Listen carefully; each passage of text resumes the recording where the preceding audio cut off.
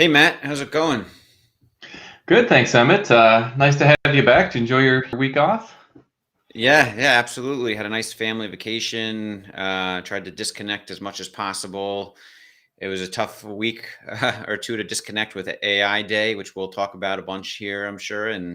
But I had a great time with my wife and three young young boys, and went to Disneyland and Legoland, a little road trip for a few days each before the school year starts. So drank lots of coffee, had lots of caffeine to keep my energy up with those guys, and now had a few days to kind of decompress, and I feel like I'm back to normal now.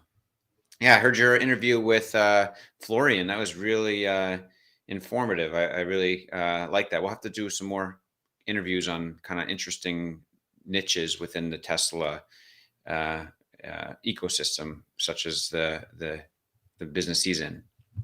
Yeah, I think he's got a pretty unique spot from where he is, both kind of operating a current business, but kind of trying to look around the corner of what's coming. And so, yeah, had a great time talking with him. But I think we do have a lot to catch up on.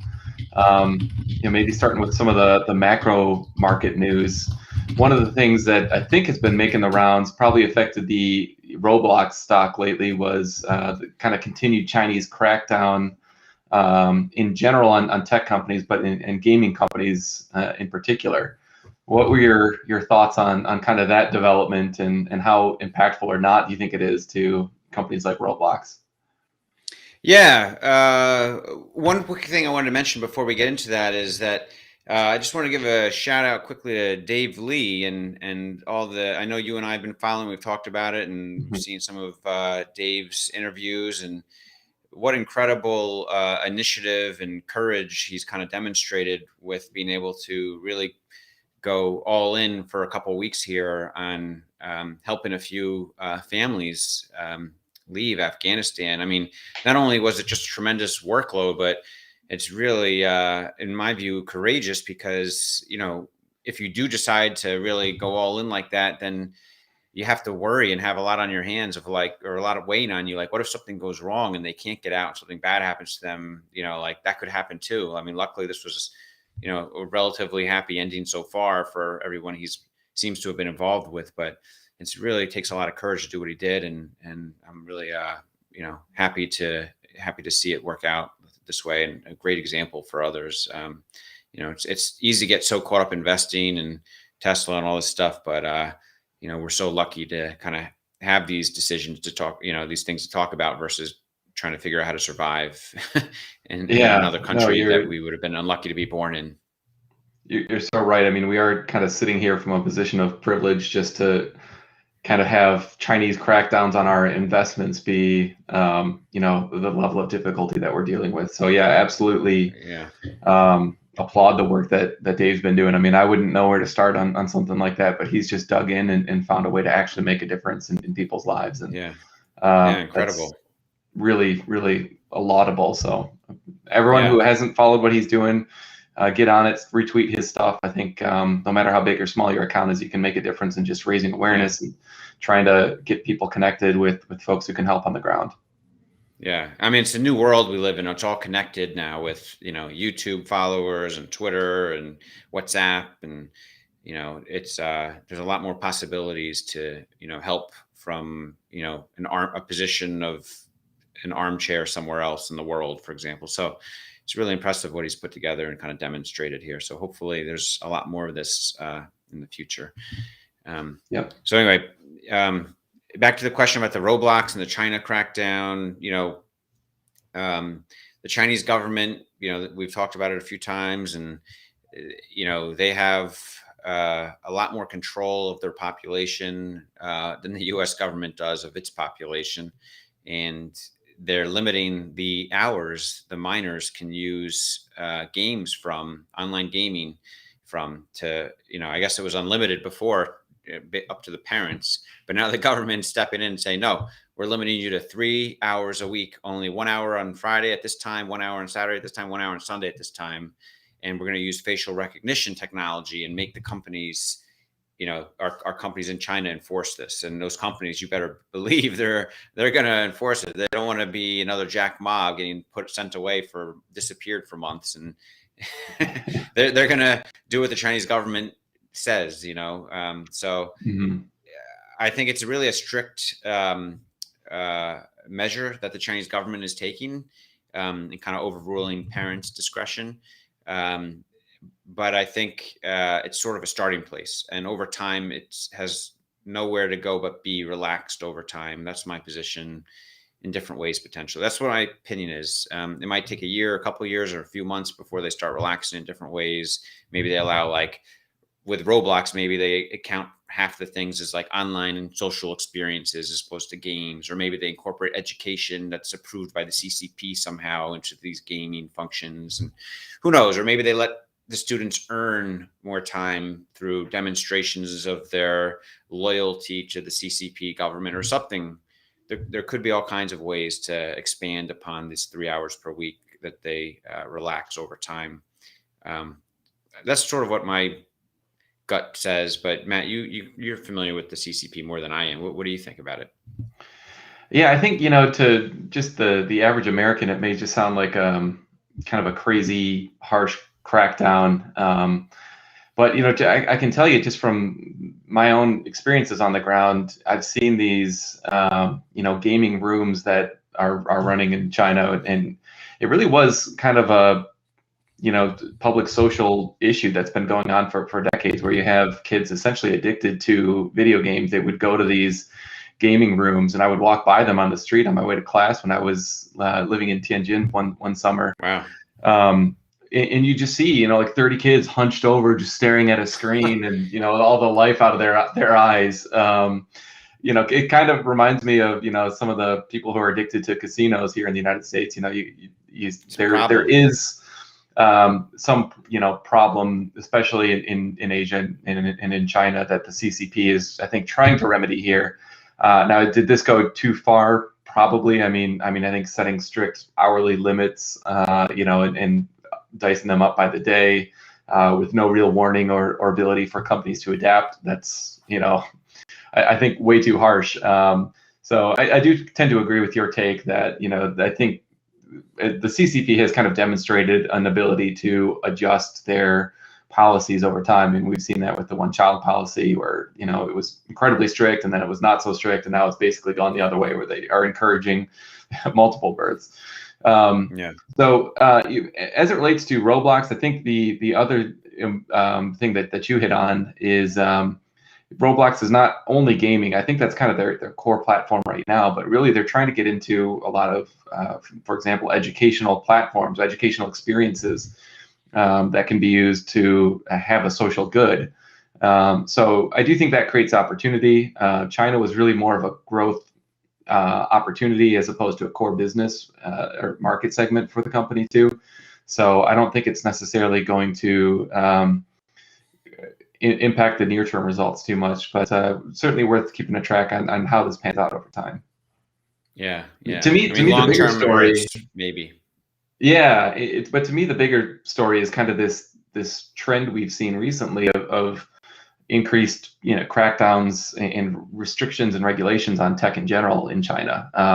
And so, as an investor, I would be very hesitant to own any Chinese names, because I think it's pretty clear from the positioning and the moves that the CCP has made in the last couple of weeks that they want Chinese companies to be owned by Chinese nationals and not by outside investors. So I would, my capital, if I had any in those companies, would be getting out of it for sure. Yeah, and they've already corrected quite a bit, but I mean, it could really be a whole nother valuation you have to give these companies, much lower than where they are at now, even with this risk. It's, you're being reminded that this is, a communist country that you're investing in. It's not a free market, so there's inherent risks in that.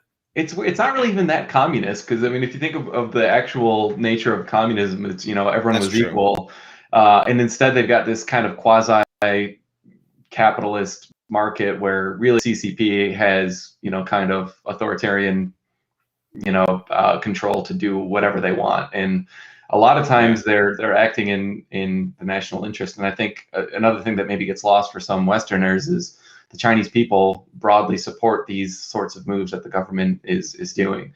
So there really is a difference in mindset between kind of the average U.S. consumer and investor and the average Chinese.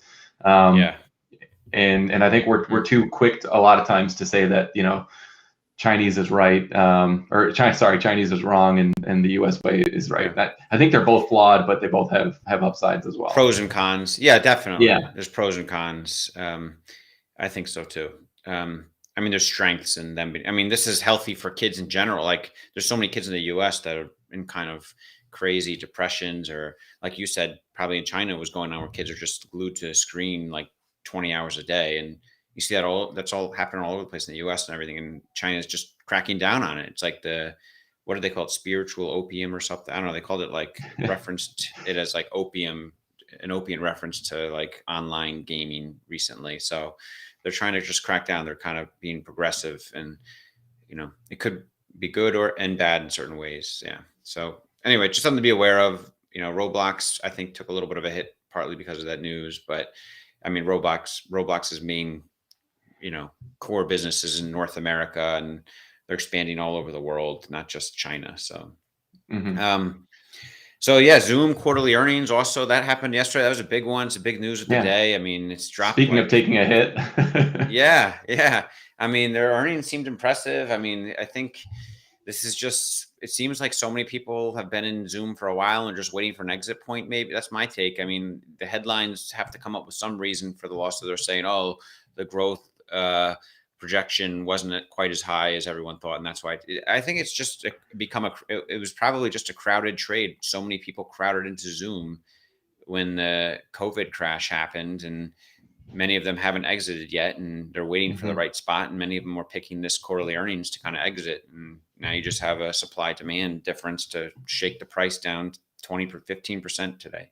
That's my thought, but the earnings look strong, right, man? I mean, you're from a fundamentals numbers point. You thought it was pretty good. Yeah. I mean, they beat on revenue. They beat by, I think it was close to 20 cents on earnings. They beat on. So really, really strong numbers for the quarter, pretty much any way that you dice it. I think the one thing that I do think is worth, I don't know if criticism is too strong of a word, but that would, you know, caused me a little bit of hesitation, was just that kind of tapering down in the growth expectations. So, you know, I think for Q3 they guided around 15% growth, and then it was essentially flat sequentially for Q4 based on what they said, and then they failed to give guidance for 2022. So, you know, I think reading through the investor reactions to that, it does seem that a lot of the investors are getting a little bit concerned that you know, maybe the whole pandemic rush to get Zoom implemented, that phase is pretty clearly over. They even talked about on the call that you know, the kind of sale process is slowing down a little bit, and enterprise customers are taking their time a little bit more, looking at other options. And you see, you know, Microsoft and a couple other incumbent players in this space starting to improve their own product offerings. So I think it's maybe legitimate to some extent that investors are a little bit spooked that the growth stage may be slowing down more dramatically than had previously been anticipated.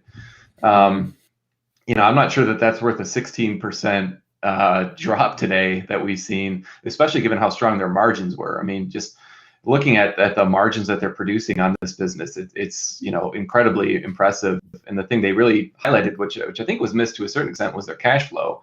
I think they generated, it was close to $500 million in cash flow for the quarter, which was incredibly impressive and you know, beyond what they had been doing historically.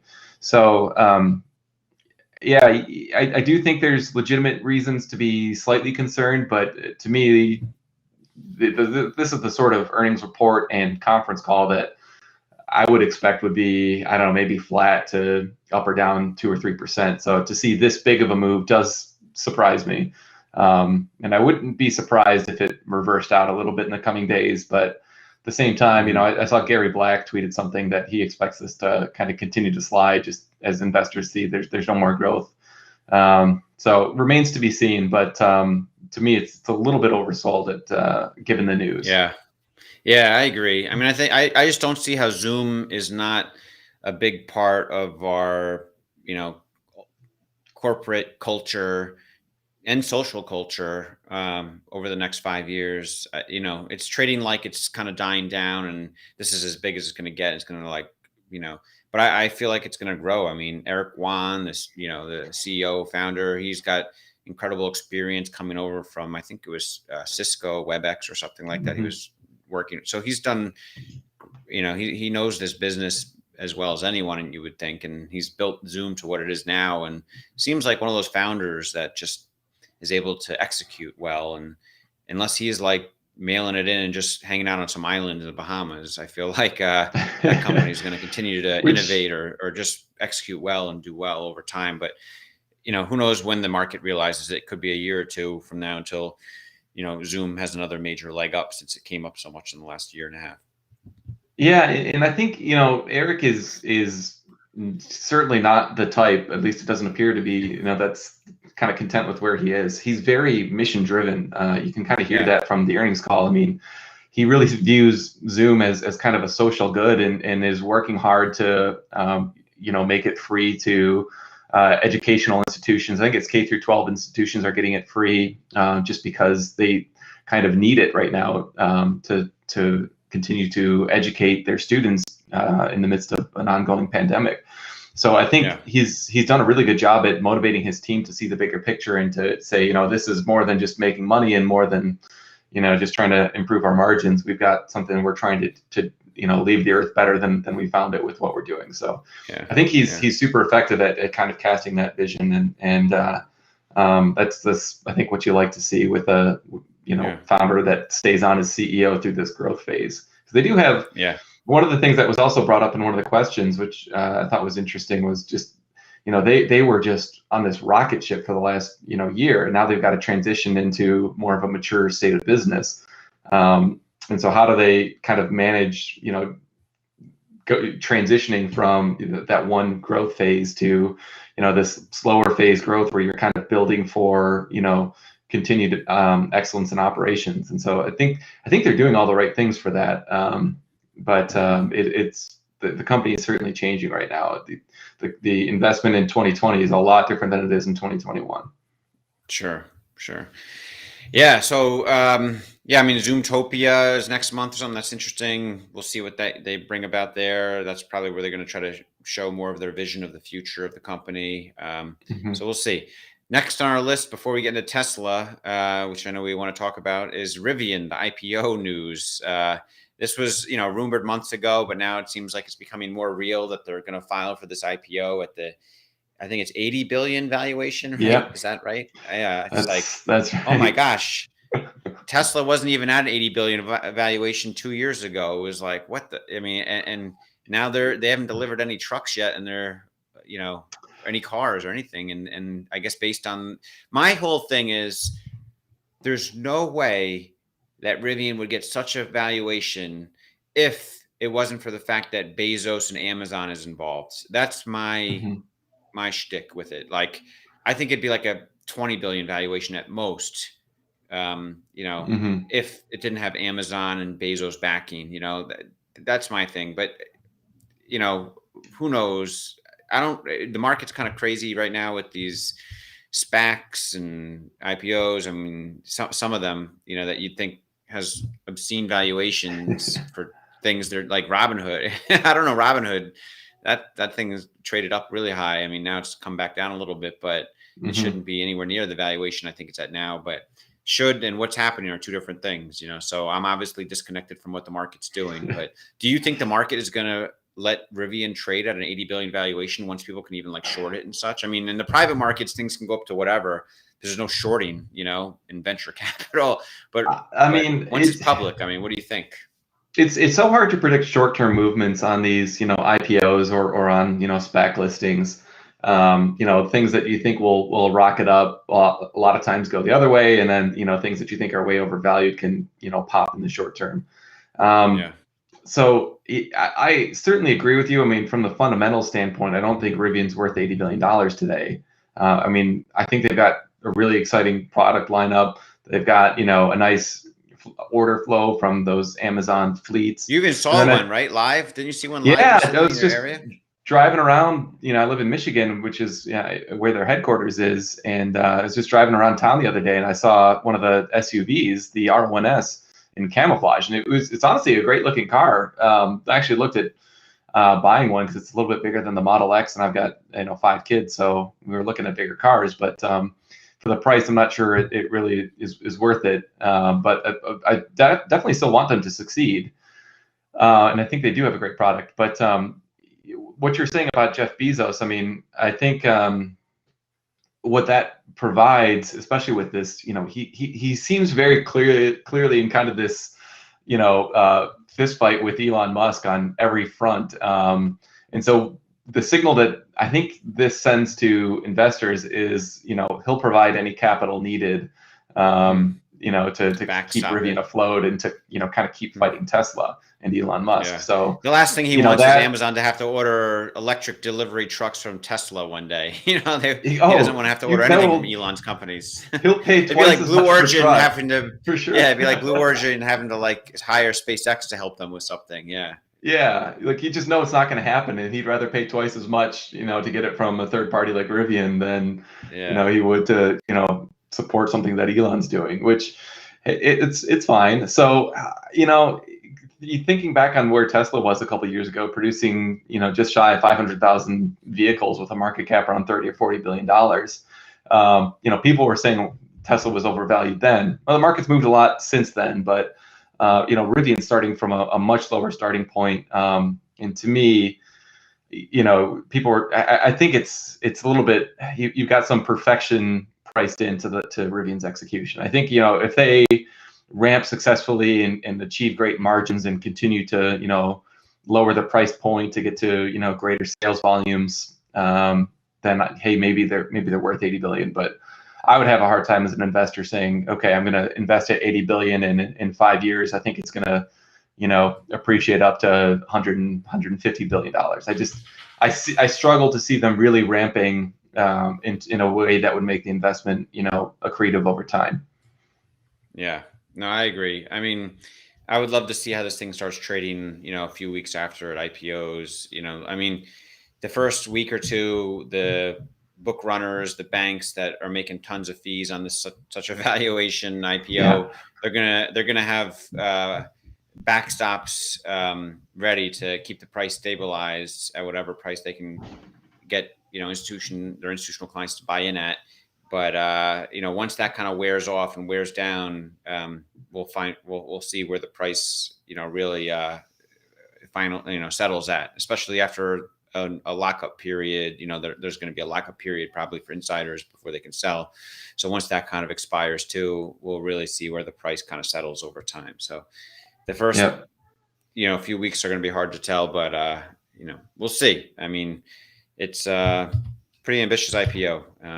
I don't see it being worth anything close to that anytime soon, but it's not for me to decide. The market will ultimately figure it out. Yeah, I mean, they clearly have more credibility than a lot of the other, EV startups out there, but 80 billion, I think just seems a bridge too far to me. Yeah. So moving on from the Rivian news, keeping with the EV stuff, now let's move on to Tesla. We haven't had a chance to talk about the AI day.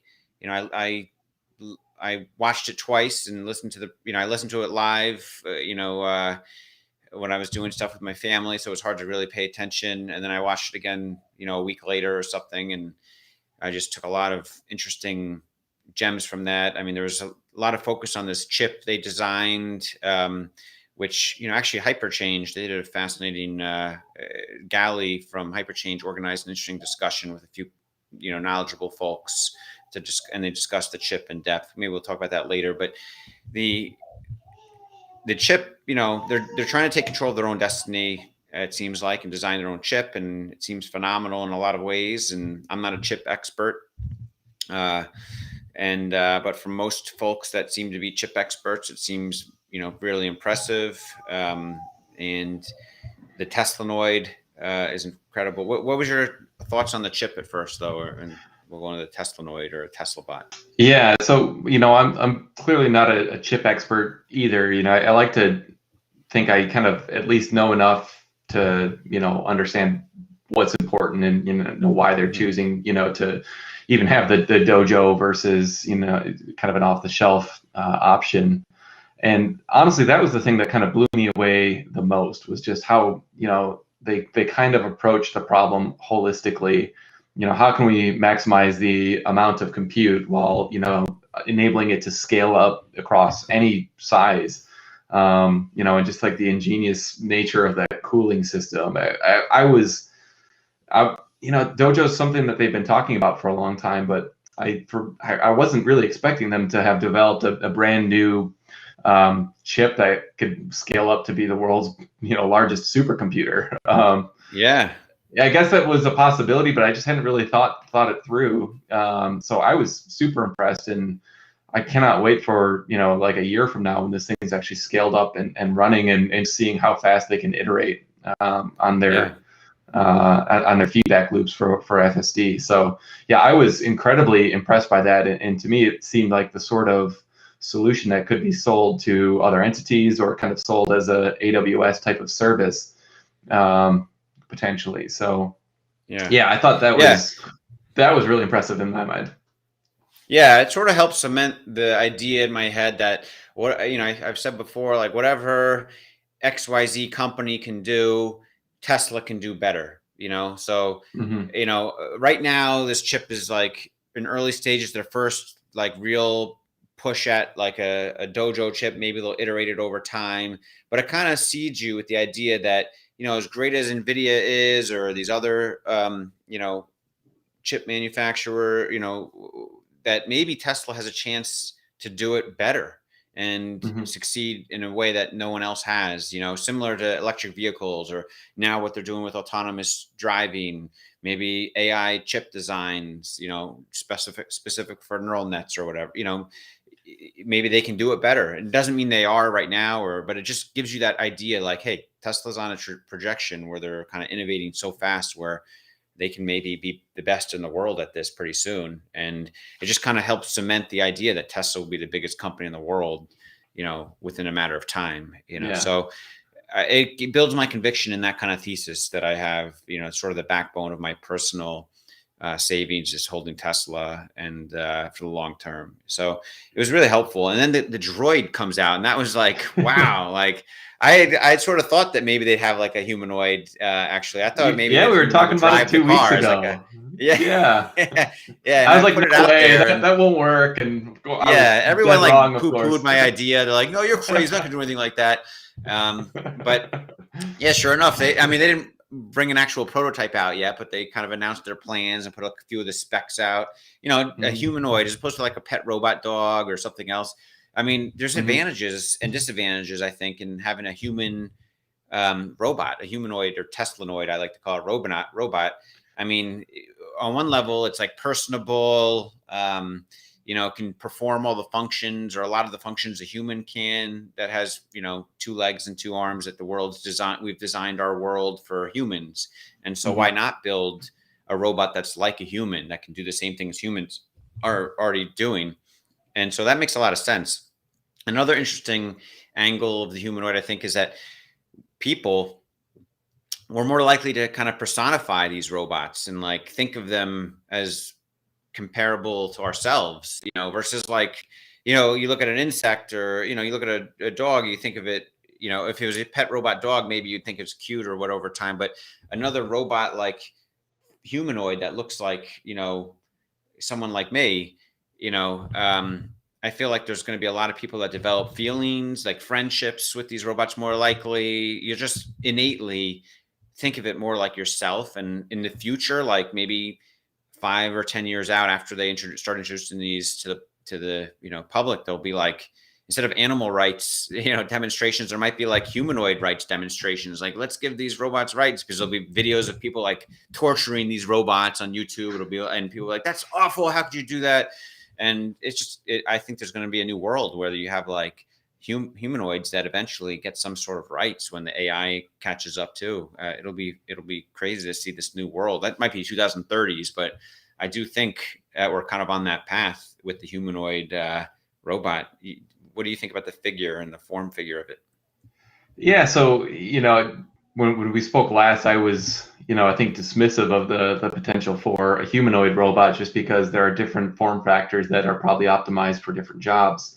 The interesting thing, when you kind of read in between the lines of what Elon actually said, he was talking about UBI, Yes. and kind of how AI is going to leave a lot of people without a job, and he seemed to be kind of coming at it from the perspective that somebody's going to do this and do it well. We've got the backbone already in place to kind of train these as well as possible. So we need to do it in a way that is responsible and is not going to be, kind of damaging to other humans.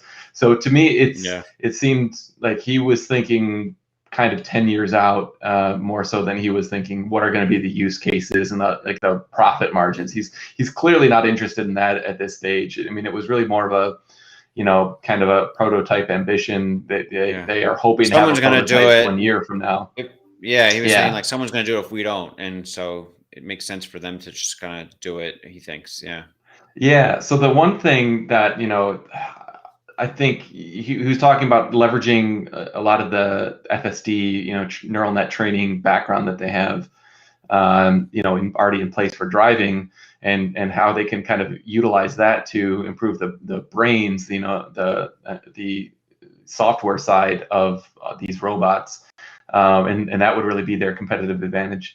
The thing that I'm kind of curious about, though, is if you've got varied tasks, somebody who's like a robot that's working on a line in Fremont versus, some sort of like home assistant that's, doing various tasks, maybe taking care of elderly people or sick people and cooking and cleaning, that sort of thing. Or like a farmhand that's picking strawberries. Like when you've got all these different use cases that are scattered, how do you, have the feedback loop to say what's a good job and what's a bad job?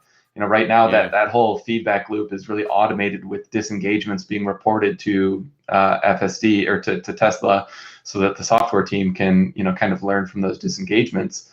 But you're going to have different types of, disengagements, and what are you trying to optimize for, with what trade-offs for all the very different tasks that you could put this on. I think the training part of it is going to have to be different somehow, and I'm not sure to what extent you're going to have other developers helping to kind of optimize different goal objectives, or how much will Tesla kind of in-house, we'll do software for factories first and then we'll do software for home assistant second or something like that. I just don't know what that feedback loop is going to look like. It brings an interesting question up. I think they're building all the backbone technology for being able to do that right now with full self-driving. Like once they kind of solve full self-driving, they'll have a more knowable path for solving these jobs that these humanoids can do for all kinds of things more easily. And, I could picture like if they need, real world use cases of people picking strawberries or performing a factory job, maybe they have some humans wear like a visor or some kind of glasses that have cameras around them, and they're doing stuff, and it kind of that way they can collect the data and model it into their simulations to train in a neural network for the humanoids to start doing.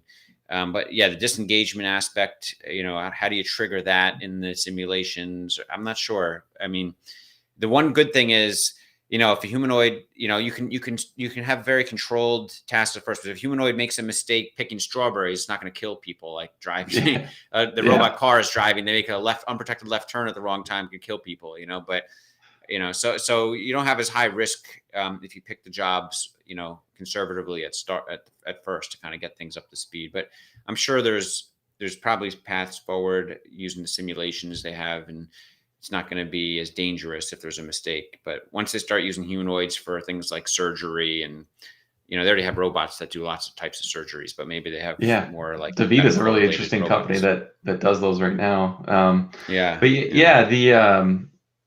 It's kind of interesting. I was reading a lot of comments from people within the Tesla Twitter community, and it seems like there's something of a split of people who think like this is like the most amazing thing, and it's gonna, you know, triple Tesla's market cap. And then on the other hand, you have people being like, this is just like a pure stunt, and like, you know, this will never be a product, and even if it is, it, you know, won't be economic. Yeah. Where do Well, you you have kind to of remember fall in that people spectrum thought, of? I don't think it's a stunt at all. People thought full Uh-huh. self-driving was a stunt early on, Yeah. 2014 or whatever, when they first announced it. And a lot of people thought that was a stunt. Like, no way, there's no way they can solve this. Now we're like half, most Tesla investors believe it's solvable by Tesla first. And then, of all of Wall Street, you're getting more and more people involved in like believing Tesla could potentially solve it before Waymo and such. And so it's gone from being like a stunt or a joke to being like really serious. And I think the same with this. I think that the humanoid, I can't wait till they have pre-orders available. Hopefully they do let it with a prototype in a year or two. Like he said, next year they hope to have a prototype to unveil.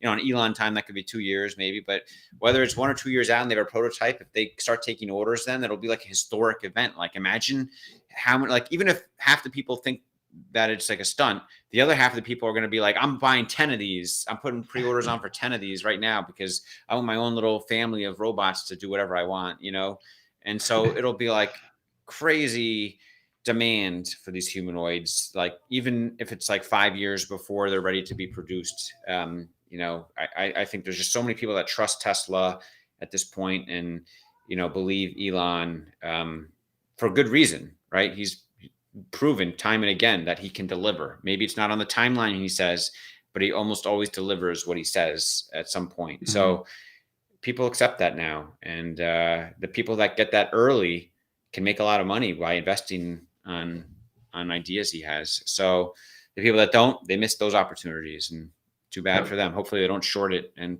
think it's, so that's my thoughts. And also I think he mentioned there's gonna be 8 cameras on the robot, like the car. Mm-hmm. That's going to be crazy. I mean, that robot can walk backwards and forwards, like it doesn't have to turn around to face you, or maybe the screen will be on both sides and it can walk both. I don't know. That would be less human-like, but it can be much more dynamic in a lot of ways than a human. Yeah. I'm going to be very curious to see how they kind of handle the hands. I mean, I think the thing that's hardest to replicate is all the nerve endings we have in our fingers and the way we can kind of finally do, tasks, from sewing it to like hitting with a hammer to, all sorts of things that are very kind of touch sensitive. And one of the things that he was talking about with the alien dreadnought factory, which, Rob Maurer asked a great question about, how much is this intended for internal use? But he was talking about, just having cords dangling and how hard it is, for robots to like grab those, cords and just connect them together. Yeah. It's a pretty simple task for us. So, I think the extent that they can, do factory jobs well, with the hands that they're going to ultimately develop for these, that's going to be something that I think is going to be a very big challenge, and I'm curious to see how long it takes them to solve it. Yeah, I think they definitely used the early robot, the first, few thousand they produced for themselves internally, just like they used the first, semi trucks for themselves internally before really delivering them to customers. So they'll get it down pretty good where it's a shippable product without too many bugs by that time. But yeah, they'll have to solve a lot of these things if they're going to use them efficiently in their own factories. So it'll be a good challenge for them. And I think by the time these come out, I know right now the technology isn't there for like a Starlink satellite to be put on top of these robots. They're heavy, they're big, but I don't see how in 5 or 7 years when these are being shipped, it hasn't been improved upon where there could be like a Starlink receiver attached to each of these robots or each of these, humanoids. I would think that would open up so many other possibilities with all of them Starlink connected automatically too. It'll be like Tesla could own the whole stack. Elon could own the software, and maybe he even like just leases the robots to people and doesn't like sell them. And so that he can call them back when he wants for like incredible tasks that they need done. Like he can just send an order to all of them through Starlink. Hey, come back home to start doing this. Maybe like people pay a subscription of $1,000 a month or $500 a month for these robot helpers, but Tesla Yeah. and Elon reserve the right to call them back on demand for a global emergency or to build starships quicker if they need it at some point. So there could be lots of interesting business cases for this, I'm envisioning. Yeah, absolutely. But I think Elon isn't doing himself any help in kind of dissuading the opinion that he's like a character from like an evil movie. He's like building rockets, and he's a billionaire, and now he's got a fleet of robots he can call to him at any point. It's there'll be plenty of fodder for the critics. Yeah, I mean, if I was Elon, that's what I would do. I would just lease them all out, but have the right to recall them anytime I want to do whatever task I want to commit them to. Because then you have like ultimate power of all labor through all the humanoids if and when you need it for some immeasurable task that humanity needs done then and there or something. So anyway, fascinating discussion. Let's go on to the questions. Alex, you want to put up some questions? All right. First question from Hoops How on Twitter. What materials and resources would you recommend to someone interested in starting an investment hedge fund? Oh, that's a good question. That was my prior role doing sales with prime brokerage sales with Interactive Brokers. I sort of like a consultant, a resource of information for lots of folks starting their own hedge fund. Maybe we'll link in the show notes, but if you Google Interactive Brokers and Riveles, Riveles, that's the name of the law firm. But if you Google Interactive Brokers and Riveles and look up like videos, there's like I think it's on the Interactive Brokers YouTube channel somewhere. There's a webinar that I actually did, a couple of years or 2 or 3 years ago with this lawyer that I know very well from there, talking about starting a hedge fund and starting an incubator fund, it's called. So a lot of people that start a hedge fund, they start with something called an incubator fund, which is basically you form like in the US, you would form like a limited partnership entity and put your own capital into it only, and then trade that capital for maybe a year. And if the track record, as long as it goes as you kind of expect, then you have at least a 1-year track record to kind of launch your hedge fund with. And then at that point, after that 1 year, you can decide, okay, do I want to pay the $10,000 to $50,000? Kind of that's the range a lot of lawyers charge, depending which kind of law firm you use to form the documents of the hedge fund. And and the incubator fund, for example, might cost us a couple $1,000 to put together. And then, so you don't have to invest so much in forming the hedge fund or pay for a third-party hedge fund administrator, which is like a monthly fee you have to pay to kind of keep track of outside investor investments and such. So that first year, you're just trading your own capital and you're not taking any outside investor capital. And then you can decide after that year if you want to start paying up for those other services to open it up to outside investors. That's kind of the game plan that a lot of the clients I worked with took to save themselves money. But if you just want to start it outright, then you need to look for a good startup hedge fund lawyer, a third-party hedge fund administrator to kind of keep track of outside investors' investments, and a prime broker, obviously, someone that can custody and clear and trade for your hedge fund account. So I would start with that webinar I mentioned, and then I guess Riveles and Wahab, they're the name of the law firm that did that with Interactive Brokers. They're a tremendous resource of information. Interactive Brokers is a great place to start. There's lots of sales reps and hedge funds there that you can look up on their website and contact, and they'll give you all kinds of information, how to start up in a kind of cost-effective way. But yeah, it's a good question. Let's go on to the next one. From Duhamel18A on Twitter, do you think non-battery related parts shortages will be the limiting factor for production in 2022 for Tesla? What do you think, Matt? It seems likely that will be the case. I mean, they're continuing to talk about the chip shortage impacting what they can do. And then Elon was even talking about, I forget which part he mentioned, but there was some just random part that apparently limited production for a little bit in Q2. So yeah, it does seem where in the past battery production was the limiting factor for production. I think now it's a little bit of a game of whack-a-mole where maybe it's chips today and maybe it's carpet even, next month, and maybe it's some random component, the week after that. But the chip shortage is the one that I think is going to be most impactful. But it does seem that they've sourced a lot of alternative suppliers for batteries, so they're not 100% just reliant on the original Gigafactory in Nevada. So yeah, I don't think the battery is going to be the constraint. I would agree. Yeah, for sure. Chips all the way seem to be the limiting factor for a while. Next question from Obi Hun on Twitter. How would you estimate the risk of Hurricane Ida for Lemonade? That's a good question. Do you think, Matt, what do you think? I mean, we saw the Texas freeze, affect Lemonade. Do you think Hurricane Ida is going to have a big impact on Lemonade? What are your thoughts? Yeah, I think the primary difference, I think it will have an impact. But I know I think was that Q1, I believe, was the ice freeze in Texas. They had a lot more of the policies on their own balance sheet at that time. Since then, they've gone to a lot more reinsurers, so they're kind of spreading that risk onto third parties. So I think that will help to kind of dampen the short-term impact. But I mean, this is kind of a known, so it's a question of how good are they at kind of underwriting this risk. I mean, there's clearly going to be hurricanes that impact Gulf Coast customers every year.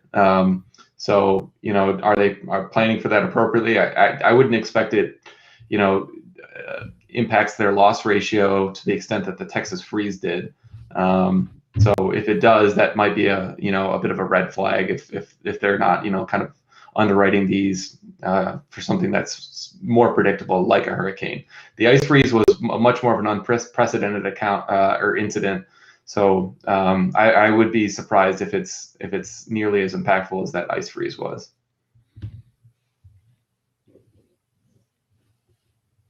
All right, next question from Mahendra Reddy. What do you think of the production ramp in Austin and Berlin, given the supply chain shortages? I mean, I think that they are going to make sure supply chain shortages are not an impact on the initial ramps in Austin and Berlin. If anything, I think they'll shuffle their supply chain supplies to kind of be shortchanging Fremont and Shanghai and make sure there's enough supplies for Austin and Berlin to kind of ramp up and not have a limited amount of supplies be the limiting factor in Austin and Berlin for a while. I think they want to get Austin and Berlin kind of ramping up to 6 figures annual production capacity per year, as soon as possible. If I was Elon and senior management, I'd want those. That would be my top priority, to get those fully functioning, sooner than later. I wouldn't want those kind of being stale and just sitting there with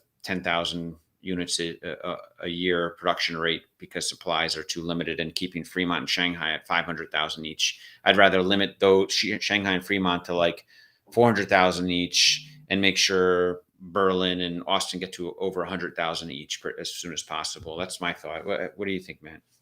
Yeah, I would agree. I mean, I think the thing to keep in mind is that Fremont is going to be by far their least efficient plant going forward.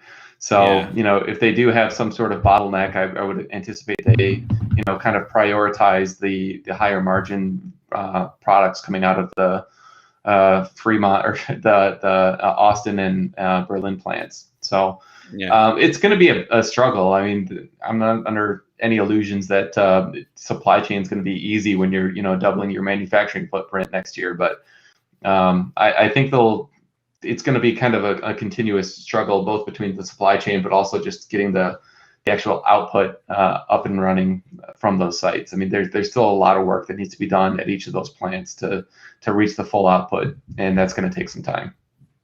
Yeah. Next question for Matt. Question from Alex B for Matt. Do you have a defined roadmap when studying a new stock, or this process is rather chaotic? Any unobvious steps? Yeah, so for me, all of my investments really start with curiosity. I mean, that's how it was with Tesla. I thought they were overvalued first glance, but I just liked the product and I was just interested. So I started listening to some earnings calls and started changing my mind that way.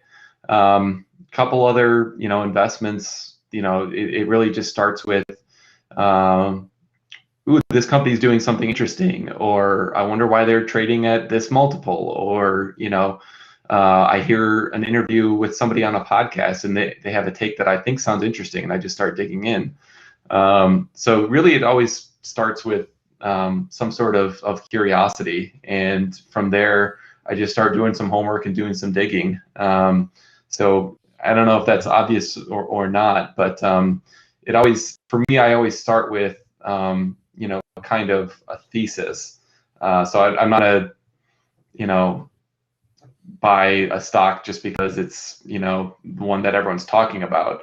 I want to buy a stock in something that I think is misunderstood by the broader market. So I start with kind of where I think things are going and something that I think might be being missed by the broader, population.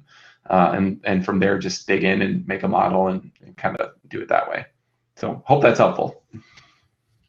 Yeah. From Alex P, question for Emmet: do you feel any possibilities in Tesla leaps this year, or maybe other options? Yeah, I mean, Tesla leaps, they're so uncertain, I mean, Tesla's a 700 billion plus market cap right now. That's huge. 700 billion, like it's more than almost all the other automakers combined. And I know Tesla's not just an automaker, it does a lot of things, right? But until they actually kind of produce the robo-taxi, the self-drive, until they actually get it to quote unquote level 5 or whatever people categorize it as, where like a human can like totally not touch it and be very confident that it's going to work, where you could actually not have a human in it and be confident it's going to work, but maybe a human has to sit there at least because of legal reasons. But when it gets to that point where, Tesla is capable of driving fully by itself in a very safe way, even if humans still legally have to sit in it, I think there's a lot of risk in getting Tesla over $1 trillion market cap, anytime soon. I think it'll still happen, even if it doesn't happen until late. I think the fundamentals of just the vehicle, the hardware building and selling of Teslas in a vertical integrated way at good great margins over time globally. I think the market will love the growth of 50% a year in that for the next several years, and that'll get it to a 1 trillion market cap maybe in a couple of years. But a trillion market cap is like 1,000 stock price. It's not like you're not going to make a killing on leaps, buying those 2 years out for 1,000. This probably costs $200 or $300 just per contract at this point for a 2-year out leap on 1,000 strike call. So unless you think Tesla's getting to like a 2 trillion market cap or above soon, then I just don't see enough certainty in buying the long-term call options for Tesla anytime soon. I mean, I could be wrong. For me, it's just not the probability is just not strong enough for me to really invest a lot. I mean, I do have some in our fund. We do have a few of those in our fund in case robotaxi and all that does come to fruition as fast as many optimistic folks think, including me. I'm optimistic. But yeah, I mean, 700 billion. Once you talk about 2 trillion market cap, that's like the biggest company in the world. That's like right there with Apple, and I think that'll happen by the end of the decade for sure. Maybe 2025 even, but in 1 or 2 years, it's tough. Like we could be in for a range bound market cap of 500 billion to $1 trillion for the next 2 or 3 years even. So that's my thought. I think it's a very safe investment to own the stock, and there's a lot of upside potential. But the leaps, it's too risky for me at this point. From Andrew Bazile: what's your investment thesis for Snap? Years ago, I was concerned about potential misuse among teens to share inappropriate images that then disappear, but I haven't kept up with this. Good question. Snap is, from a big picture point of view, I feel Snap is kind of the leader in augmented reality in a way that like they basically are the camera software to bring reality into the virtual world, or vice versa in a way. And they just have some incredible this feature set technology, and Evan Spiegel, the founder, he's incredible. He's young, he's passionate. He's, there's a lot of great signs that I think they could continue to execute well. I mean, look at where they've come from since they've been, since Facebook tried to acquire them. And I think that they have very arguably better technology than Instagram, which is like the bell cow of Facebook, which is, 800 billion. I think it's like 800 billion market cap or something. Last time I looked, it's close to $1 trillion, maybe, Facebook. But Instagram is like the biggest part of Facebook. Yeah. And so Snap's at 122 billion and still kind of growing really fast. And, I see a bright future for Snap. I understand that, there was the inappropriate image thing. The headlines are going to do whatever they can. Roblox even has inappropriate stuff, within it, apparently. Any kind of technology, Instagram, Facebook stalking, all these new technologies, there's going to be some weird inappropriate edge cases that get reported. And I'm sure these companies are doing everything they can to kind of police that. But Matt, you've looked at the numbers, and you have some takes on Snap too, right? Yeah, I think the thing that I really like about them is they really are, I think, trying to take advantage of this transition away from, brick and mortar stores into kind of online shopping that's still kind of experience based. So they've got a lot of really great partnerships with,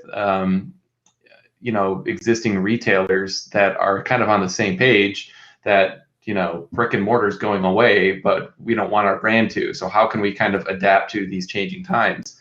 And so, like you were saying, Emmett, I mean, they're really, I think they've got the technology lead on, cameras, and they are, working on how do you take, let's just say a shirt from J. Crew or whatever, and use the camera that you have to kind of show in VR or AR how it would fit on your body.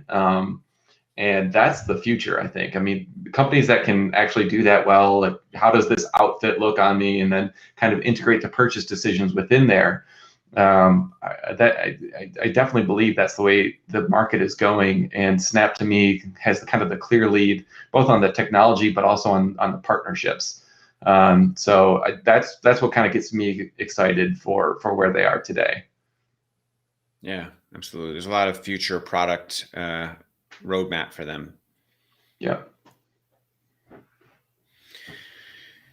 From Alex B, how do you look for relevant information outside our Tesla social bubble?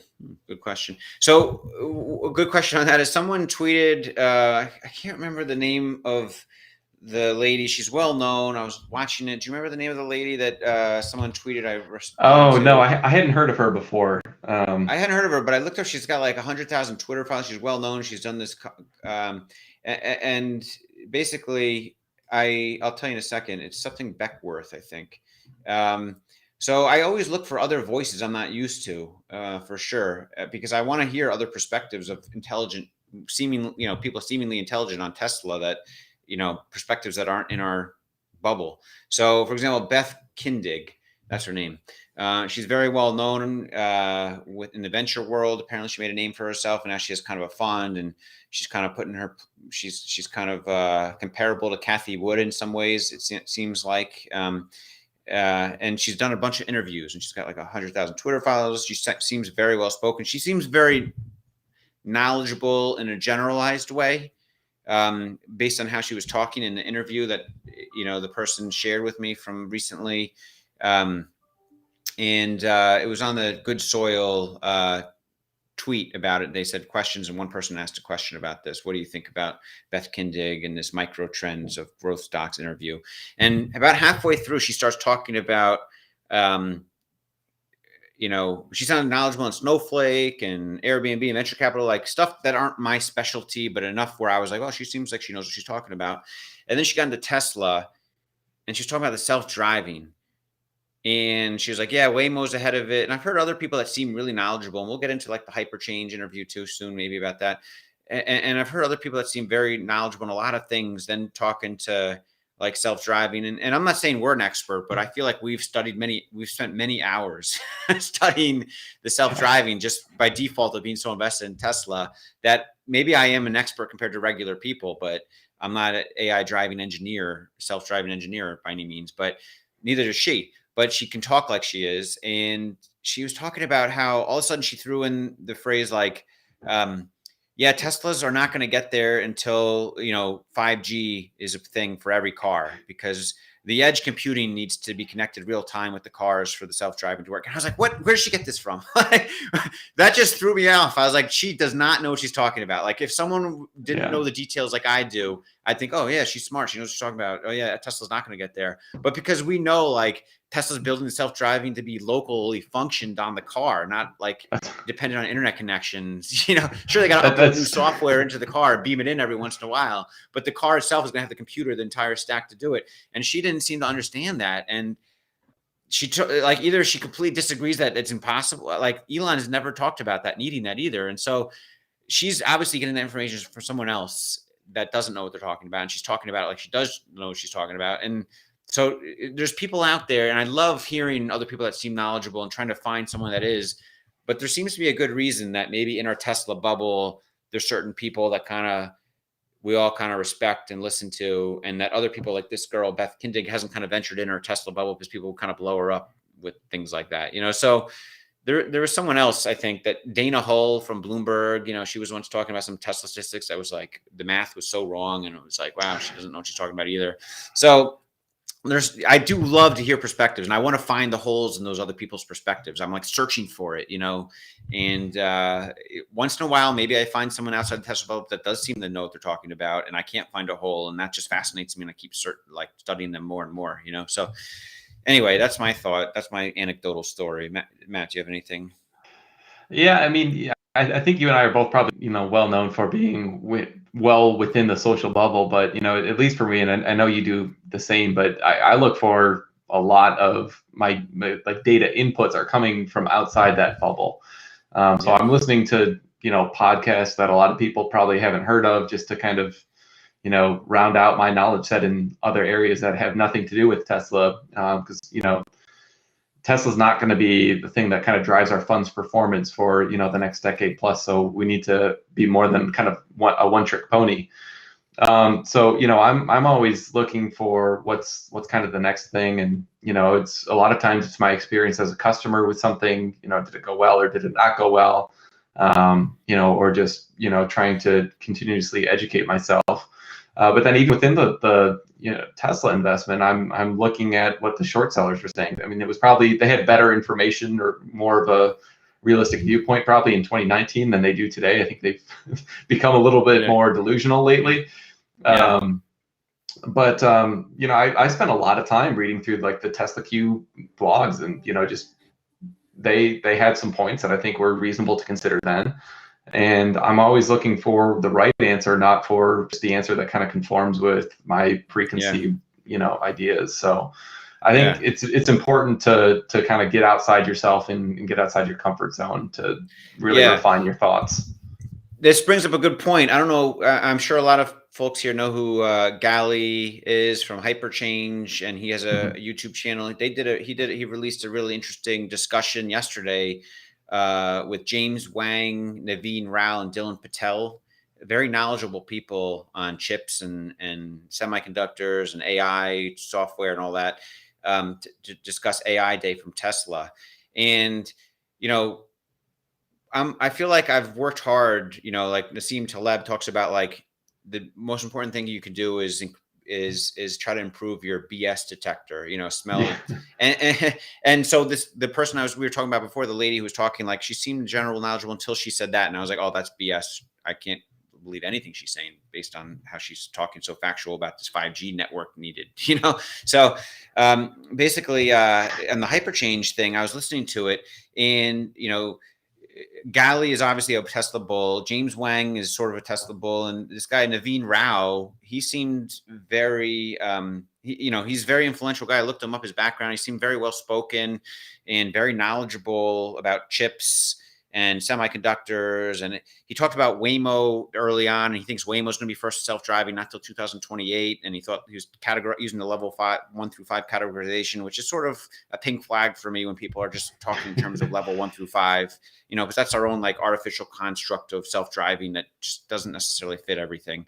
So that sort of raised a pink flag already when he was talking about that early on. But then the more he talked, the more, and everyone else like James Wang and Dylan Patel and Galley, they didn't really question him.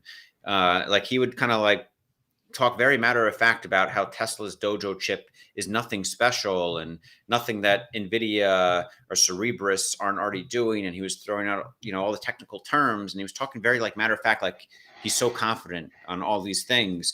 And a couple of times, like James Wang brought up a little bit of like, well, maybe Tesla's doing it for this reason, but he wouldn't really push him hard or challenge him hard. And the other guy, Dylan Patel, like questioned him kind of softly, passively a couple of times. But the guy Naveen kept shooting, kind of like pushing back, like, no, Tesla's not doing anything special. I'm not impressed. And it's okay what they're doing, but I don't see what's the hype about or whatever, but he talked about it so confidently. And I couldn't tell if I didn't like it just because it was like going against my thesis, or if I was smelling like BS, like the fact that he's talking so confidently without like an open mind that maybe he could be wrong on certain aspects, like, is he really smarter than Elon, or does he really think Elon's like overselling, and his team is overselling this chip as like as good as it is for what they need?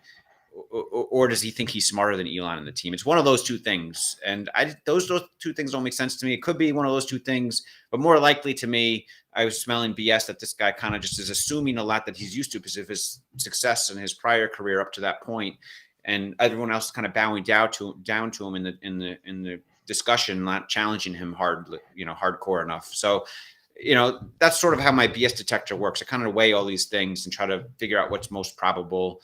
But yeah, definitely I would recommend everyone listen to that, because that'll really, put a dampener on your hype of the AI chip if you kind of believe what this guy Naveen Rao is saying, Yeah. Have you ever heard of Graham's hierarchy of disagreement? No, what's that? It's let me share my screen for a second. Okay. It's this triangle for how to disagree with somebody in the most productive way. And so this is really helpful when you're looking through a criticism. Like, a lot of times people will just say, oh, like Elon's a fraud. And so that's the worst kind of, criticism. Can you see my screen, by the way? Name calling. Yeah, I do see it. Yeah, so it's name calling. And then like an ad hominem attack is when you just say like, oh, like that guy just, he's always making exaggerated claims or something like that. Yeah. Or like one of the ones that Nassim Taleb, like a lot of people just don't like the way that he's so abrasive. So they disagree with his tone as opposed to like the actual central point that he's making. Yeah. Then like moving up a little bit is just like when you make your own point rather than refuting the actual point. Or if you just like kind of choose one bit of the argument to attack, that's at least slightly better. So anyway, there's this whole triangle, where very few people, if you look on Twitter or like anywhere, very few people actually kind of like ignore all the fluff and all the dressing of any argument and just get to like the core of what the argument is and kind of debate the merits of that central point.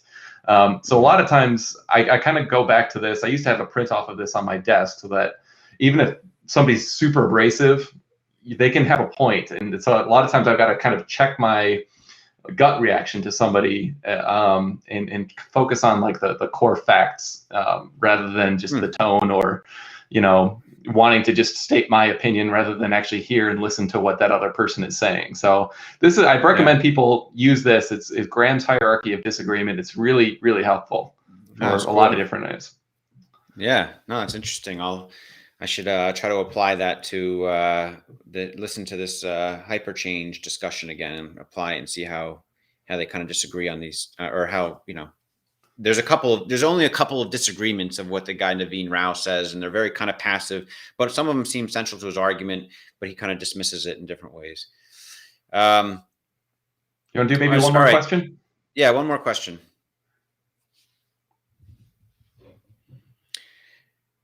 From William Lipovsky, what do you think of the high carry cost and secondary market SpaceX shares? Yeah, I mean, there's a whole business of these special purpose vehicles. It's a whole niche business to give access to some of these private companies that, regular folks that are credit investors, but we're not in the venture capital world per se, gives us ways to get access to some of these high profile names like SpaceX. So this business needs to make money. For these special purpose vehicle managers to make enough money where it's worth their time, they got to charge kind of high fees. And then you have kind of a broker in between you and the special purpose vehicle. Sometimes on top of that, whether it's like someone like Shares Post or whatever, they got to make fees and to justify their time. And then you have the high minimums, so that the fees are high enough. And so, yeah, I mean, I think the high carry costs are warranted, to be honest. It's a good, decent service. They're providing in the rules of the game that investing in private companies are now, at least. So, I don't think they're worth trying to bargain down necessarily. Maybe you try, and it doesn't hurt asking, but I wouldn't have my feelings hurt if they said no, and I would just not try to it's not like it's not as transparent. The business nature itself is not as transparent as searching for online brokers and comparing costs. I don't know. Do you have any thoughts, Matt? Yeah, so I'm not invested in SpaceX, so I'm not, as directly knowledgeable on that as you are. But I do know you have to pay an arm and a leg to kind of get access to that. I think it's unfortunate, but that's just kind of the cost of doing business if you want to hold those shares on the secondary market. So I've not heard of any sort of way around that, unfortunately. Yeah. So that, I think, wraps it up for today. We went on for a little over an hour, and get some good chats and good discussion, good questions, and hopefully folks got a lot out of this, and we'll see you guys all next week. Yeah, thanks for watching, everyone.